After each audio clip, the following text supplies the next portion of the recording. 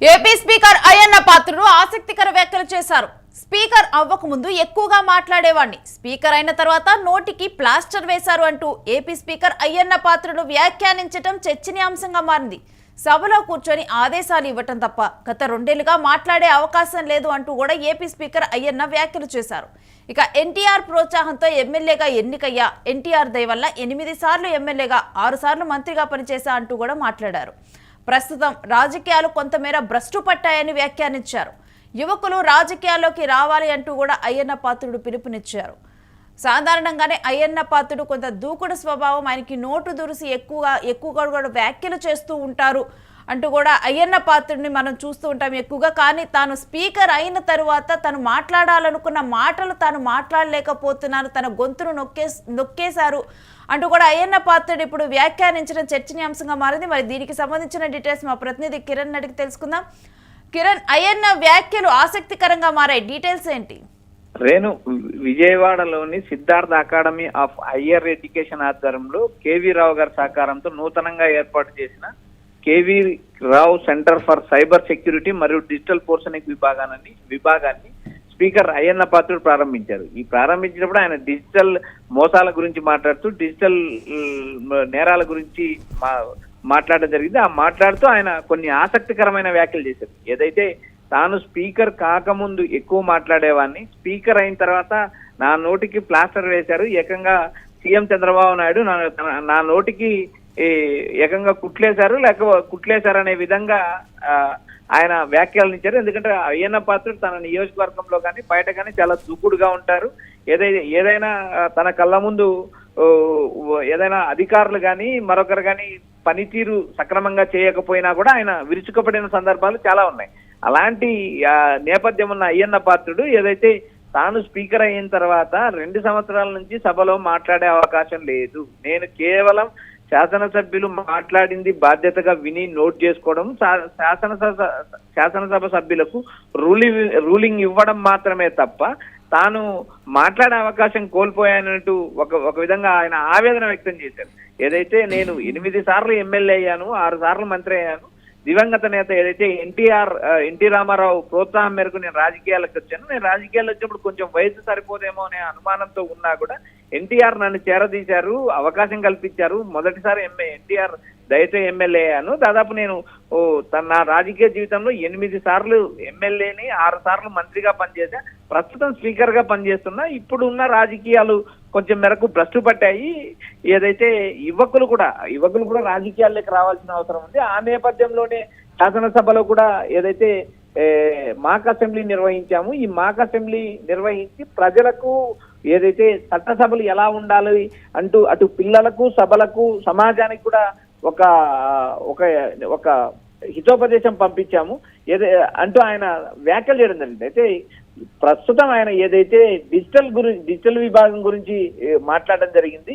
Police శాఖకు technology పైన అవగాహన పెంచుకోవాలి, ఒకవేళ టెక్నాలజీ తెలియకపోతే సైబర్ నేరాలు అదుపు చేయడం కష్టము, సైబర్ నేరాల పైన పోలీసులకు ప్రత్యేక శిక్షణ ఇవ్వాలంటూ కూడా ఆయన ఏదైతే సూచించడం జరిగింది ప్రభుత్వానికి. ఇటు సైబర్ క్రైమ్ ప్రభుత్వం కూడా సైబర్ క్రైమ్ లో జరిగే అక్రమాల పైన కూడా ఒక అవగాహన కార్యక్రమం నిర్వహించాలి. సైబర్ టెక్నాలజీ చదువుతున్న విద్యార్థులు కూడా ఇన్ ఫ్యూచర్ భవిష్యత్తులో కూడా మంచి అవకాశాలు ఉంటాయంటూ ఆయన కీలక వ్యాఖ్యలు చేయడం జరిగింది. రేణు, అండ్ ప్రస్తుతం రాజకీయాలు భ్రష్టు పట్టాయి, యువత రాజకీయాల్లోకి రావాలి అంటూ కూడా అయ్యన్న పాత్రుడు మాట్లాడటం అంటే ఇప్పుడున్నటువంటి సీనియర్లు కానీ వీళ్ళందరూ తప్పుకోవాలని అయ్యన్న పాత్రుడు ఉద్దేశమే. ఎందుకంటే నెక్స్ట్ అయ్యన్న పాత్రుడు స్థానంలో కూడా తన వారసుడు రాబోతున్నారన్న వార్తలు కూడా బయటకు వచ్చాయి.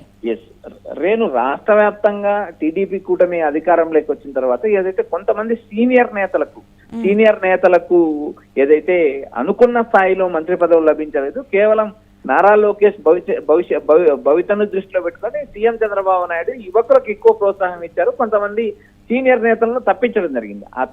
ఏదైతే తప్పించడం జరిగిందో మంత్రి కావాల్సిన అయ్యన్న ప్రస్తుతం స్పీకర్ గా ఉన్నారు. నేను స్పీకర్ గా ఉండడం వల్లనే బాధ్యతాయుతంగా ఉండాల్సిన పరిస్థితి వచ్చింది. నేను నా నోరును కంట్రోల్ చేసుకోవాల్సిన పరిస్థితి ఉంది, నా నోటిని అదుపులో పెట్టుకొని మాట్లాడాల్సింది. ఎందుకంటే నేను బాధ్యతగా ఉన్న పదవిలో ఉన్నప్పుడు తనను చూసి ప్రజలు మరో విధంగా అనుకోకూడదు. నేను పాలకపక్షం పట్ల కానీ ప్రతిపక్షం పట్ల కానీ బాధ్యతగా వ్యవహరిస్తానంటూ చెబుతూ రాజకీయాల్లోకి యువత రావాలి, యువతని ప్రోత్సహించాలంటూ కూడా ఆయన కీలక వ్యాఖ్యలు చేశారు. ఈ వ్యాఖ్యలు చేయడం వెనక ఏదైతే ఉందో వచ్చే ఎన్నికల్లో చాలా మంది ఏదైతే టీడీపీకి సంబంధించిన నేతలు తమ రాజకీయ వారసులను రాజకీయాల్లోకి ఎంట్రీ కల్పించాలనే ఆశలతో ఉన్నారు. అయితే సీఎం చంద్రబాబు నాయుడు యువకులకు ప్రోత్సాహం ఇస్తాను, దాదాపు 33% టికెట్లు యువకులకు ఇవ్వడం జరుగుతుందంటూ ఆయన గతంలో ప్రామిస్ చేశారు. ఆ విధంగా ఏదైతే అయ్యన్న పాత్రుడు కొడుకు వచ్చి విజయ్ చింతకాయల విజయ్ వచ్చే ఎన్నికల్లో నర్సీపట్నం నుంచి పోటీకి దిగుతారని ఒక ప్రచారం నడుస్తుంది. ఇప్పటికే నియోజకవర్గంలో తండ్రి తరపున ఆయన యాక్టివ్ అయ్యారు, రాజకీయాలు చేస్తున్నారు, టీడీపీ పార్టీ నేతలతోనూ కార్యకర్తలతోనూ మమేకం అవుతున్నారు. మొన్న జరిగిన చింతకాయల విజయ బర్త్డే వేడుకలు కూడా రాష్ట్ర స్థాయిలో ఘనంగా నిర్వహించారు. ఇటు సీఎం చంద్రబాబు నాయుడు ఆశీస్సులతో పాటు నారా లోకేష్ మద్దతు ఉంది. అయితే ఆయన వచ్చే ఎన్నికల్లో పోటీ చేస్తారంటూ ప్రచారం చేస్తే ఆ నేపథ్యంలో యువకులకు అవకాశం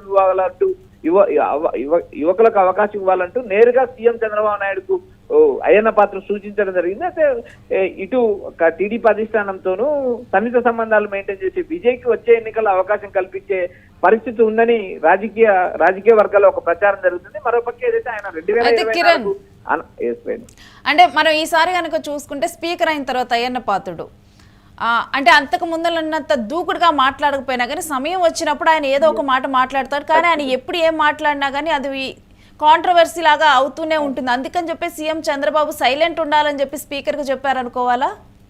రేణు, ప్రధానంగా అయ్యన్న పాత్రుడు సీనియర్ నేత, ఎన్టీఆర్ కాలం నుంచి రాజకీయాలు చేశారు, సుదీర్ఘ రాజకీయ అనుభవం ఉన్న నేత. ఇలాంటి నేతలను క్యాబినెట్ లోకి తీసుకోవాల్సిన నేపథ్యంలో ఏదైతే వచ్చే ఎన్నికల కోసం ఒక ప్లాట్ఫామ్ సిద్ధం చేయడానికి, నారా లోకేష్ కి లైన్ క్లియర్ చేయడానికి సీఎం చంద్రబాబు నాయుడు కొంతమంది సీనియర్ నేతలను పక్కన పెట్టారు. ఆ భాగంగానే అయ్యన్న పాత్రుడికి మంత్రి పదవి దక్కలేదు. అయ్యన్నతో పాటు సీనియర్ ఎమ్మెల్యేగా ఉన్న గంటా శ్రీనివాసరావు, ఇప్పటి వరకు ఓటమి ఎరుగని గంటా శ్రీనివాసరావు కూడా మంత్రి పదవి దక్కలేదు. గతంలో 2014లో టీడీపీ అధికారంలో ఉన్నప్పుడు అటు అయ్యన్న పాత్రుడికి ఇటు గంటాకు ఇద్దరికి మంత్రి పదవులు దక్కిన నేపథ్యం ఉంది. 2024 ఎన్నికల్లో టీడీపీ కూడా గెలిచిన తర్వాత వీరిద్దరిని కూడా పక్కన పెట్టడం జరిగింది. ఏదైతే యువకుడు విజయనగరం జిల్లాకు సంబంధించిన కొండపల్లి శ్రీనివాస్ కు కేబినెట్ లో అవకాశం కల్పించారు. సంధ్యారాణి, ఈ ఎస్టీ నేత ఏదైతే గిరిజన నేత ఉందో సంధ్యారాణికి అవకాశం కల్పించారు. ఇలా కొత్త నేతలను ఏదైతే వివాదాల జోలికి వెళ్ళిన నేతలకు కూడా అవకాశం కల్పించడం జరిగింది. ప్రస్తుతానికి ఏదైతే ఆయనకు మంత్రి పదవి దక్కకపోయినా శాసనసభలో సీఎం చంద్రబాబు నాయుడు గౌరవం ఇచ్చారు, గౌరవ నేపథ్యం ఉన్న స్పీకర్ పదవి ఇచ్చారు.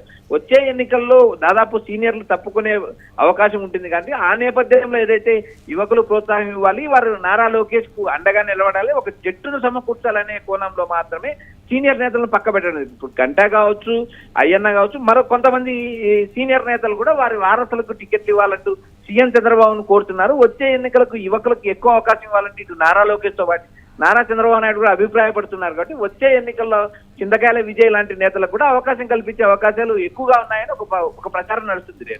Thanks for the details Kiran.